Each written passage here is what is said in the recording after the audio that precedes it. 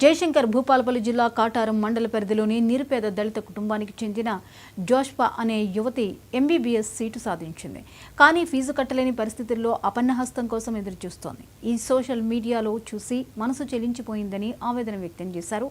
మంత్రి శ్రీధర్ బాబు స్వంత మండలం కాటారంకు చెందిన జోస్నకు ఇలాంటి పరిస్థితి ఏర్పడడం బాధగా ఉందన్నారు.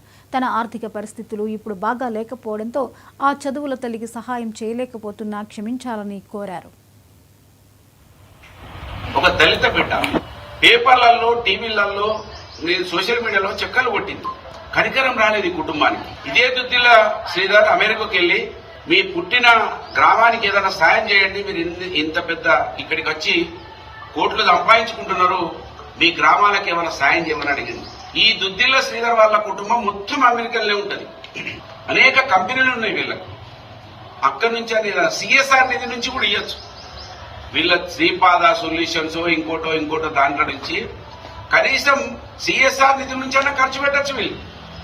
పాపం ఈ జ్యోత్స్న ఈ తల్లికి ₹1 సాయం చేసే మనసు రాలేదు ఈ కుటుంబానికి.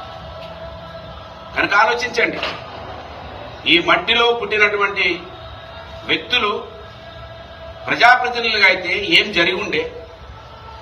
ఇవాళ ఈ మట్టితో సంబంధం లేకుండా 40 సంవత్సరాలు ఒక కుటుంబానికి మనం అధికారం ఇస్తే దాంట్లో సింహభాగం కాటారా మండలం.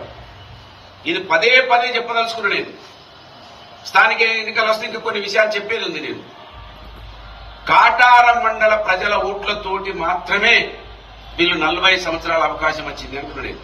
సింహభాగం అంతటా ఓట్లేసినా కూడా మెజార్టీ అక్కడే ఇస్తున్నారు పాపం కాటారం మండలం.